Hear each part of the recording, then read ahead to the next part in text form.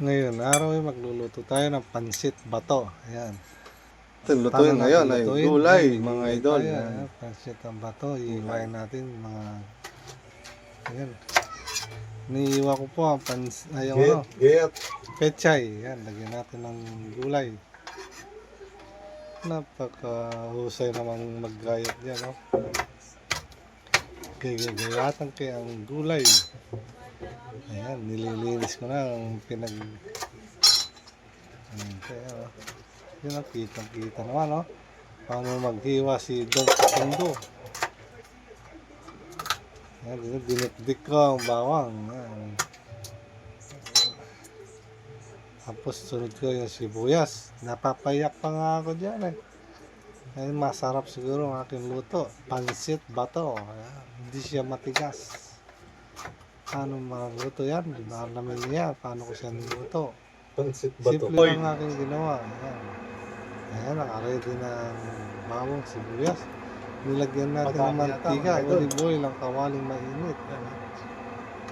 Kitang-kita nyo naman. No? Pakuluan natin ng mantika.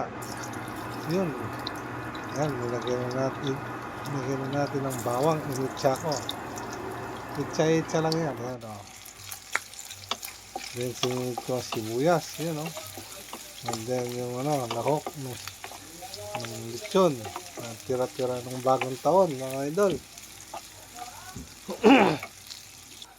Habang inahalo-halo natin toyo, mga idol. Yan, nilagyan ko po ng toyo. Masarap po yan. Toyo lang, konting toyo lang yan. Kasi di pwede yung toyo ko. Ayan. Kitang-kita nyo naman paano ko lutuin. Siyempre, bago natin lagyan ng tubig, dinagyan ko ng magic sarap. Nilagyan na natin ng tubig. Ayan, o. Pakuluan na, kumukulong tubig na po yan kasi para madaling maluto. Ayan.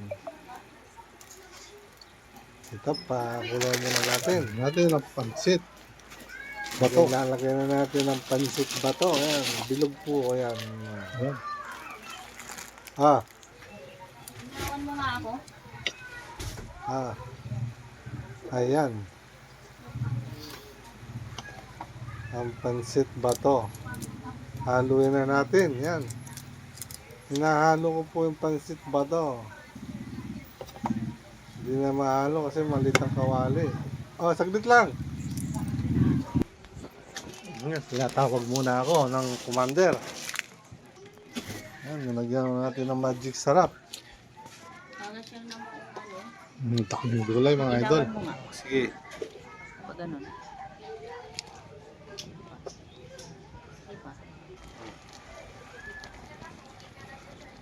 Nilagyan ko ng pinalitan ko ang kawali.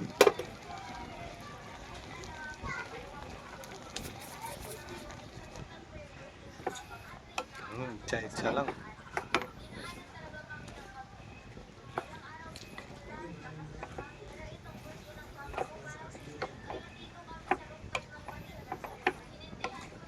Mukhang masarap na.